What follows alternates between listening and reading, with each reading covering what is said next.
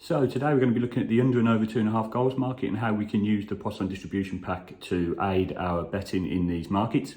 So it's been included in the pack since the beginning. It's a function of the same model that predicts the outcome of the game. So in order to predict the win, draw, win, we need to predict the likelihood of each scoreline. That's how Poisson works. And obviously when predicting the outcome of each scoreline, it's then not difficult to aggregate those up and decide or predict whether it's going to be under or over 2.5 goals by taking the percentages of each of those score lines and sort of adding them together. Pretty simple. But we haven't looked at it yet, and that's my fault. I haven't had a chance to sort of analyse how it's been going. So it's always been included. The value bets have always been there, telling you whether there's value or not in the under or over 2.5 goals. But I haven't been analysing it, and I've gone back through July, which we're on the, what is it, the 15th or 16th today. So I've gone back through July and analysed all of the under and over matches. So there's hundreds of them, and it makes interesting reading. It's a profitable angle to look at.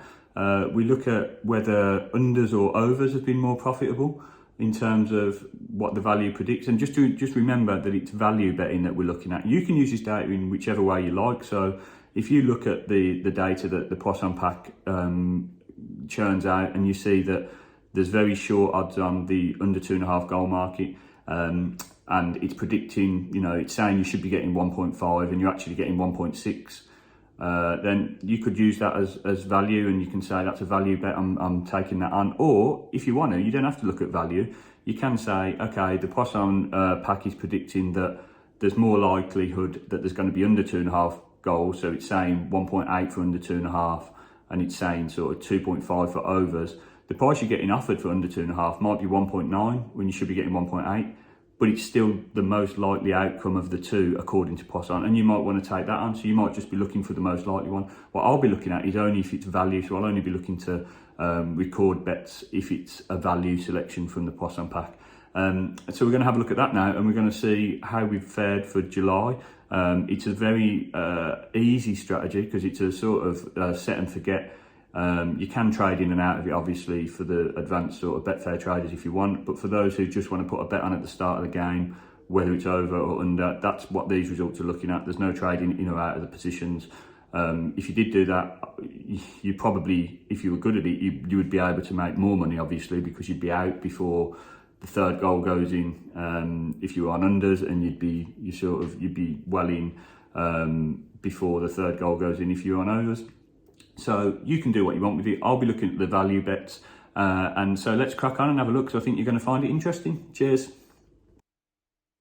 Right then, got some interesting content for you here then. We've been looking, as I said, at the under and over 2.5 goals market and its predictions from Poisson. So just to give you a reminder what that looks like, if we look at 14th of July, you can see here this game, it's changed before your eyes then. Did you see that? It was updating because it updates automatically. We can see here we've got this game in where our Uruguay was predicted 1.8 is the sort of odds you should be getting for unders, and you're actually getting offered 1.96, so that would be a value selection there. If we have a look at Brazil, again, same with the unders. USA, probably a couple of overs in here, would have thought. Yeah, there you go. So Cincinnati, Vancouver, I haven't looked at these results either, by the way, so I'm not sure what's going on with them, but 1.4, and you're actually getting offered 2.09, so that's really good value, isn't it, in the overs.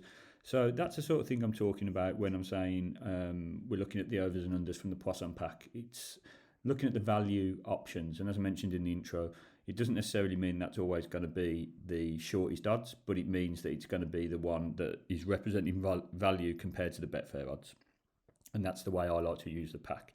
So, as you can see, I've gone back through July so far. I couldn't go back any further because it just takes ages. So I've had to be opening up each spreadsheet for all of the 14 days of July, going through each match, seeing what the value offering was, checking it against the score and recording it. So it's kind of long. So we've gone for July, and we've got 308 matches anyway so far in July up to the 14th. 308 matches, 275 of them had value on the over or under. So what that means is there were 33 games where, when you looked at the the value here, there was no value offered. So both score lines, both over and under, were sort of not value from the bookies. Basically, you were getting a lower odds here than we were saying we should deserve up here for both outcomes. So we haven't been interested in those. We'll filter those out. So that leaves us with 308 matches down to 275. And then if we split them, I'll start with the overs. I'll start with the unders if you don't mind. So we'll start with the under 2.5. And for the unders, you can just sort of take my word on the numbers. I'll show you for this one though. So for the unders, we've got, have a look, 99. No. So I'm only showing you. Sorry, I've got a filter on. I've only shown you the winning ones there, aren't I? So none. So okay. So if we look at the unders, we can see that we should have 140 altogether.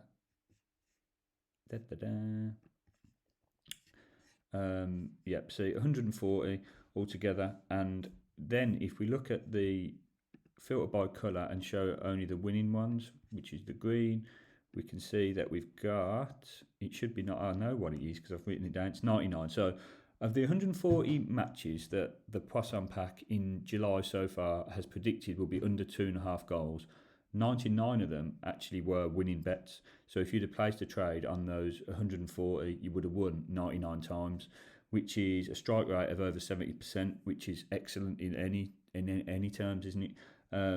So that means we had 41 that lost. So if you'd have put a bet on every one, you'd have got a strike rate of 71%, and you'd have made 36.4 level stakes points of profit.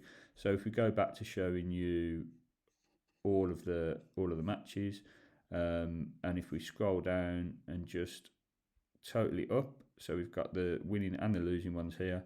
So again, 140 as you can see, and 36.4 is the sum of all of the -1. So you've got -1 when it's lost, and obviously depending on the odds, you've got your outcome there, your payout in profit. So you've got 36.4 points of level stakes profit in just 14 days from 140 bets. So that's looking at a strike rate of around 25%.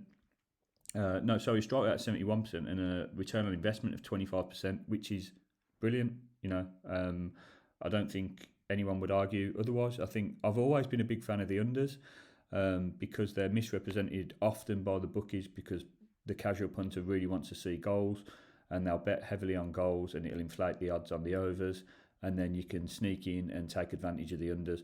But you do need to know which matches are really going to have a good chance of finishing unders. It's no good just saying every time I see a match that's priced at sort of 2.5 for the overs, I'm going to bet on the unders, because a lot of them, there's a good reason for it, and they will be overs. There'll be somebody getting spanked 4-0 or a 4-3 back and forth game that the bookies are well in the rights to predict.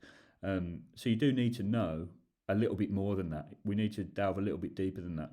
So what I will show you though is, which is interesting, if we select all, we can see that if we filter, we selected all, and if we look down, the total profit, we've got all of them there. The total profit, if you look, we've got the running total here for unders and overs is, you can see it fluctuates 36.23.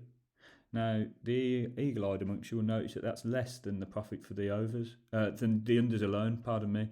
So if we look at it again, what we'll see is, if you look at the overs, the stats we've got for overs is there are 135 matches were predicted to be over 2.5 goals, 65 of them won and 70 lost. So that was a strike rate of 48%, so massively down on the 71% for the unders. And the return on investment, the win or loss was 0.17. So if we have a look at this, so you see count numbers 135, some 0.17. So you actually lost money on the overs, but won massively on the unders. So when I first put this together, I was obviously just going through under, over, and recording all the bets. And so I didn't know, I wasn't aware of what the breakdown was like. Got to the end and thought, brilliant, 36.23 points of profit, brilliant.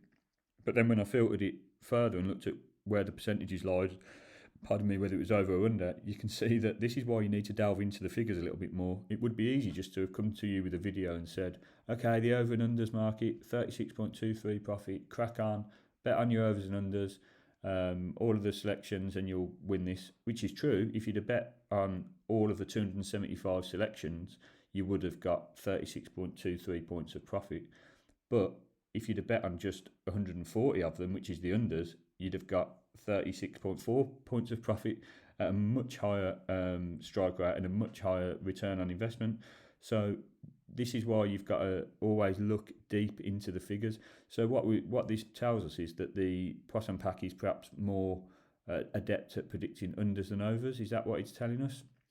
Or is it telling us that the odds are more favourable? Well, if we look at the odds, the average odds for the wins for the unders market is actually 0.78 in this column. So you'll be getting 0.78, and that's the profit. So that means the average odds for the unders that we've been winning on is 1.78. For the overs, it's actually 1.07 profit, so 2.07 odds of winning, not odds of winning, sorry, the winning odds, the average winning odds of the overs is 2.07. So the odds are higher, but the strike rate is way lower. So you're looking at a lot more quick wins necessarily, but small wins with the unders. You're getting 71% strike rate. The average profit you're making on each bet is only 0.78, but you've got a 71% strike rate, and that's leaving you with 36.4 points of profit. With the overs, you're looking at a higher sort of average payout when you do win of 1.07 points of profit, but you're only winning 48% of the time, and the higher strike rate, the higher average profit isn't enough to sort of compensate for the lower strike rate.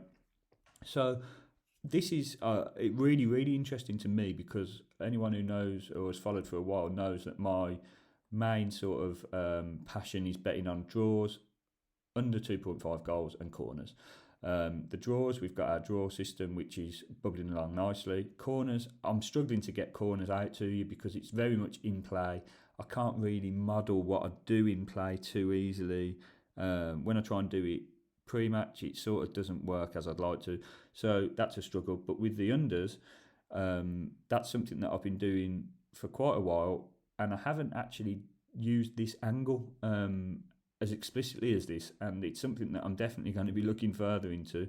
So I think you can agree it's an easy set and forget kind of thing as well. If you can trust the data, once you've got a data set that you can trust, you can put that bet on at the start. You can say, right, if I'm getting predicted under 2.5 by the Poisson Pack, I'm going to be putting whatever it is I want to put on that, and I'm going to leave that, and I'm going to trust that over a period of time that I'm going to be up.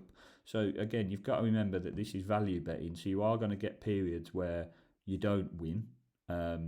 So if we look at unders again, to be fair, there's not that many if it's a 70% strike rate, but you will get, periods where you're not sort of winning, and it's value betting. So what value betting means is you're taking the losses because you know that in the long run you're only looking at value. You're going to be ahead of the bookies in the long run because you're taking value opportunities and you're not wasting your money on opportunities that are slim to no value. So I think it's really interesting. I'd love to hear your comments below about how you think this looks and whether you think you'll be looking into it and sort of using it. Under 2.5 goals, brilliant, crack on.